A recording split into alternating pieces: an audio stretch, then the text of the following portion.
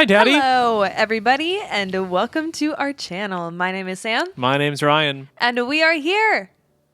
Nope.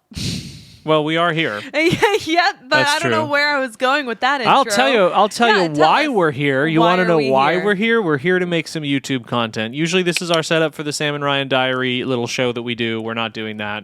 This was just easier, so here we are. Listen, there's been some drama. There's been some buzz in the Broadway community, and you love when we talk about Broadway stuff. And we love when you love us talking about Broadway stuff. So it's mutually beneficial. Well, and also a little parasitic because we're like, ooh, Broadway drama. We're like, yes, we're going to talk about this because people want to hear us talk about it. But isn't it good that we're talking about it? I think so at the end of the day. So what are we going to bring you? We're going to bring you a retelling of the drama. We're going to bring you fresh, hot takes. Oh, they're so based, hot. just talking points that are just going to blow your mind, and it's probably all going to wrap up with some kind of class-centric monologue about how Broadway needs to be fairer, and I bet it's probably going to be me delivering the monologue, but that's just because that's how it's always gone, and if the past is any indication of the future, I'm going to have some socio-political point to make about the broader implications of theater owners and producers hoarding wealth and the downriver effects on audiences and actors alike.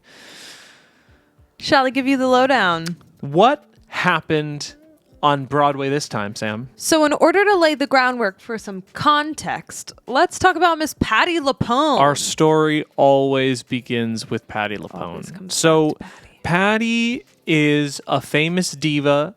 Miss Patti LuPone has been just chief arbiter of such amazing roles. Mama Rose, Gypsy Henny, Ava Perón Henny, Fontaine. Her rolling company. Right, well, that's a recent Patti LuPone thing. What's another? Anything Goes. She was Reno Sweeney in Anything Goes. Patti's been all over the place. Patti can also be seen here teaching a young Ryan McCartan a masterclass. I also have Patti LuPone's biography right here. She signed it for Ryan. Good luck. What a full circle moment this is. Patti, as seen here, standing on a street corner with Ryan McCartan, has not one but two, but a few notorious moments of interrupting regularly scheduled programming to confront audience members. A very famous one is audio from her in Gypsy screaming at a photographer. If you haven't heard that audio, here's just a tiny little clip of it.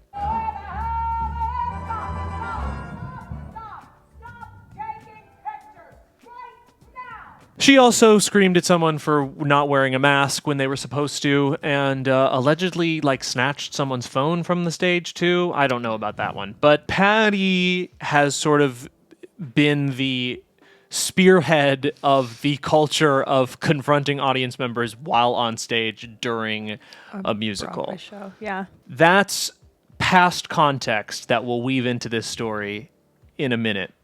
What's the recent story? So recently at Hadestown on Broadway, one of the lead actresses confronted an audience member in the front row twice, I think potentially even more, for using a recording device. Here's the problem. It was not a recording device. The audience member was deaf, and they were using a closed captioning device. Unfortunately, I think the audience member still is deaf. Yeah. The audience member is deaf and was using a closed captioning device that the actress mistook for a recording device. Not great. Not a great situation. So this actress allegedly interrupted the show as the show was happening, I guess during applause breaks, not like during the actual show. Patti has literally stopped numbers. Mm-hmm. But she interrupted the actual show to confront someone in the audience while they themselves were on stage, mistaking what was happening for something that was combative to her ability to do her job, even though it wasn't. And in a very interesting and noteworthy twist of events, Patti's most famous call-out was to someone taking pictures when it was allegedly someone who was hired to be there to take press shots for Gypsy. Show. Just an interesting parallel that both of the times an on-stage confrontation has happened, it has been mistaken for something quite innocent and consensual to all parties. But obviously, Patti LuPone's name has been in the discourse because a lot of people were comparing these two on-stage confrontations. It turns out they're more similar than we thought in the first place, which led her to tweet this. Out of the union. One of the most famous Broadway actresses of our time, not in the union for Broadway actors. Fascinating. We'll get to that in a second. But the main premise of this video is about the recent confrontation. I'm just obsessed with Patti, so I have to weave her into the tapestry as much as I can. So this all became public knowledge because the audience member, whose name is Samantha, made a post about her experience and shared it online. Samantha made it very clear that she wanted to bring this conversation online, not to bring hate to this actress, but to instead address the accessibility or lack thereof in theater. And this is a drum that we have been beating ever since we started this channel. Like, huge theater fan, also a professional theater worker. I am in the union that Patti LuPone just quit. I have been on Broadway. I have toured. I do theater all the time. I've been doing theater professionally for over 20 years. We love theater so much, but also we are the first to, and definitely not the only, but to address some of this kind of like systemic issues with theater, both behind the scenes and in the audience as well. And accessibility is a huge issue. It's a class issue. Told you we'd talk about class. Just in terms of the accessibility of like purchasing tickets, how expensive it is to be in New York and see a Broadway show. If you want to take your family, hotels, airfare, plus the tickets themselves, very expensive. But then when we talk about accessibility of how can differently abled people experience theater in a way that's comfortable and enriching to them, with the advancements of technology, we have found ways to do that. And that's what one of these captioning devices is for. So this is actually an accessibility win, but the actress misinterpreted it for being a recording device. My big question is just how did she not...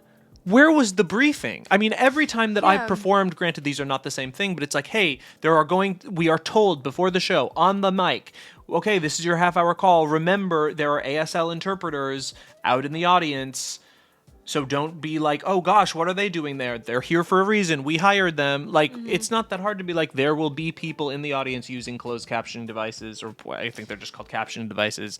Like, don't be alarmed if you see that. I don't understand how that didn't happen, because just so you all have the context in case you've never been to a show at a large theater, not even just Broadway theaters, but the theater themselves provide these devices. Correct. I just really don't know how any of those performers didn't know that that's what that device was. And also how Patti didn't know that someone was going to be at her show taking press photos.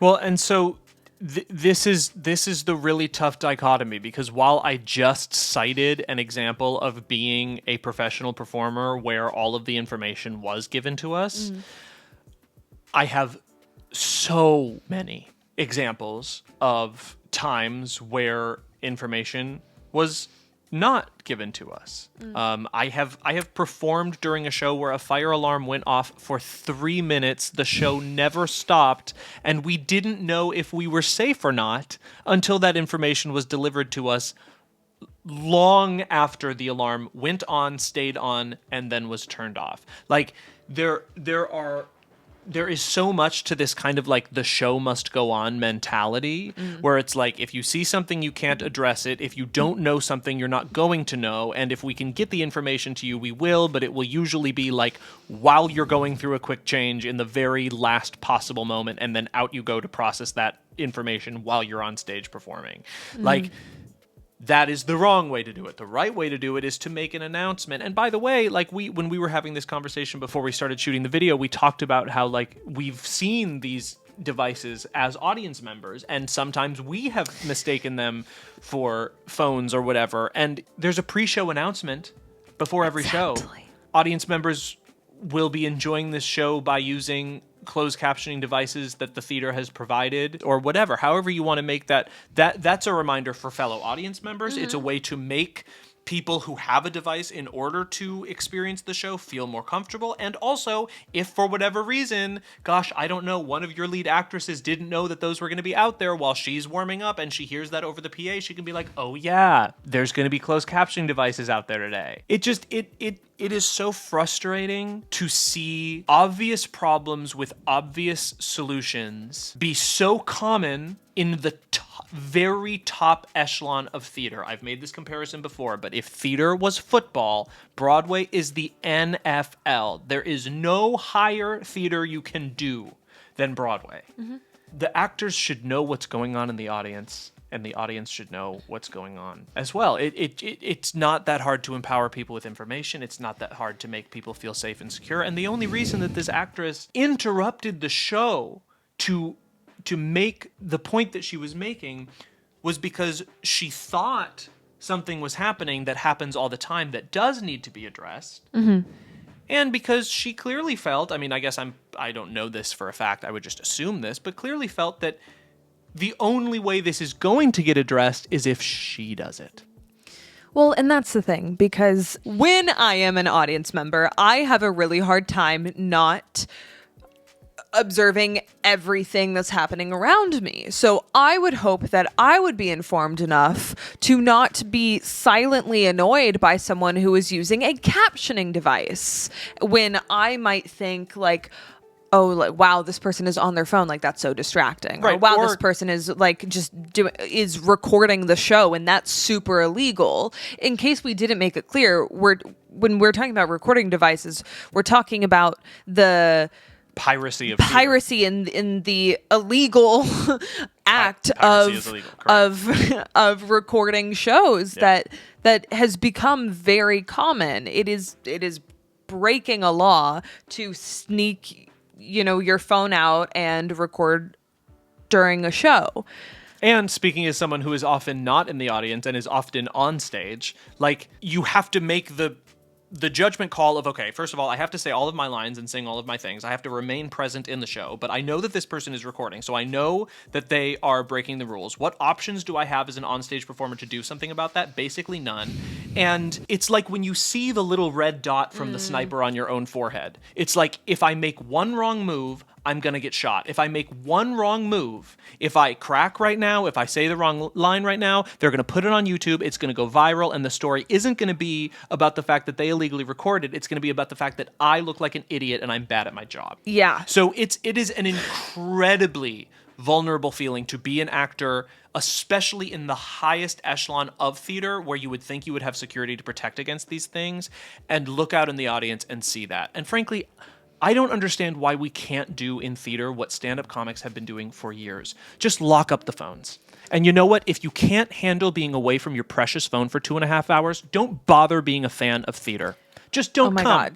Absolutely. I mean, they do that when you go to movie screenings. They do that when you go to certain events. And I just don't understand why they don't do that at Broadway shows. It comes down to something that we've talked about a lot is just like when we can find very simple solutions to major problems, it's just this next level of frustration, because all you have to do is add in a little clause when people buy their tickets that they agree to put their phones in lockers during the show. It is a simple process. I've done it so many times when I've gone to screenings for things. It makes you more present. It would let the actors not worry about looking for little cameras out in the audience. It would relieve the ushers from their duty of trying to look out for people breaking the law. Which it shouldn't be their job anyway. That's a security issue, not an issue of taking people to their seats and reading their tickets, which is what an usher is employed to do. Exactly. Like, there are ways to solve this bootleg problem and solve it for everyone, so that it's not up to the actor to yell at an audience member during a show.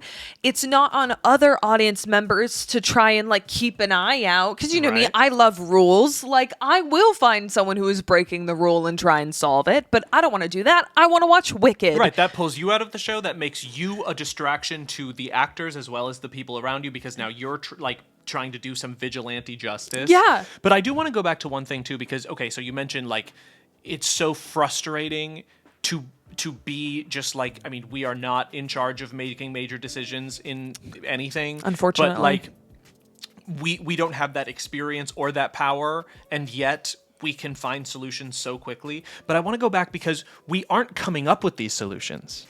They're solutions that have been successfully enacted in other places. What does that tell me? It tells me that there is value placed on stand-up comedians' privacy. There is value placed on the privacy and security of the intellectual property of movies when you go to see them at screenings. An actor's time on stage, the intellectual property of those writers and composers, and the intellectual property of that particular performance at that particular time on stage is not valued. And that makes me feel really bad. That makes me feel really reluctant to, gosh, I don't know, support a union that is supposed to protect us or support producers that give me jobs. It makes me really, it makes it really hard for me to support the endeavor of making theater and to put a fine bow on this for one of the most talented, prestigious, and famous actresses in the zeitgeist of musical theater to quit the union shows that she probably feels the same way. Yes. There's no respect. I put my neck out on the line to ensure that the social contract between audience and actor is respected. I put my neck out on the line to make sure that's respected over and over and over again. It still isn't respected. And then when someone else does it too, my name gets dragged through the mud as this diva when I'm just trying to respect the sanctity of the art form. You know what? I'm out. Clearly this union doesn't care. Clearly the theater owners don't care. Clearly the audience doesn't care. So I'm out. Now, granted, that's not what happened here. This was a deaf individual using a closed captioning device, which should absolutely be allowed and should not be the subject of confrontation from the stage, because that actress was misinformed or not informed. But also, that's a value statement too, because clearly that actress wasn't respected enough, valued enough to get that information. So really what it comes down to the respect of the audience, that the audience deserves to be respected enough to enjoy the show the way they need to enjoy the show without distractions or without confrontation. But it's also respect to the actors. Have enough information, be empowered with the truth so that you can do your job without thinking of all of these other factors that shouldn't be your responsibility. It is not the responsibility of the actor to play security for who is filming, and it's not the responsibility of the actor to discern whether it's a phone or a listening device, because in utopian standards, the actor would always know it's a listening device because you aren't allowed to bring your phone into the theater. That is the way that it should be. And it just makes me so sad that no matter what angle you look at it, audience, actor, crew, there's no compassion, there's no value, and there's no respect. I'd quit too, but I can't quit because I'm not Patti LuPone. So I have to stick it out and fight the battle from the inside.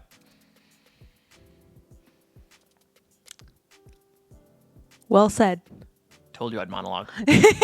This stuff makes me sad. Like everyone loses. We're like, everyone is the loser here. That's what's sad about this situation is it is a misunderstanding and it feels like everyone loses because yes, we can have all these conversations about accessibility and about how Broadway needs to be more accessible on so many levels. And yet that doesn't always guarantee that the people who can make those changes are listening. And that is a more somber end to this video than I was going for. But hey, at least we have each other and we can keep having these conversations, right? Did I find a silver lining, maybe? Somewhere in there? I unfortunately couldn't begin to come up with a better way to tie this up that isn't just more harping on all of the things that are wrong. So I'm going to say that is a great way to end things. If you didn't know about this Broadway tea, there's some Broadway tea. If you didn't know some of the Broadway history of Miss Patti LuPone famously accosting audience members from the stage mid-performance, it's pretty spectacular to behold if you can find clips on the internet. But, you know, ultimately, I can walk and chew gum at the same time. I can acknowledge from the performer side that I am incredibly lucky to have the career that I have had. And the other thought that I can hold in my head at the same time is like, things need to change and we need to say it out loud. And I think that I can participate in the system and want the system to change at the same time. I think that you can be a eager and excited fan of theater while still being very antagonistic to the culture of theater and to some of the things that need to change. Like, we can be both. We can be both. It's how I feel about America. I can want better for it and still love it. Anyways, guys, we should really end this video, right? I am way more optimistic about theater than America. I just want that to be made clear as day. Thank you so much for watching this video. We hope you enjoyed. We hope you learned something. Let us know your thoughts respectfully in the comments down below. Don't forget to like and subscribe. And we will see you, lovely people, in our next video. Bye, Daddy. Bye.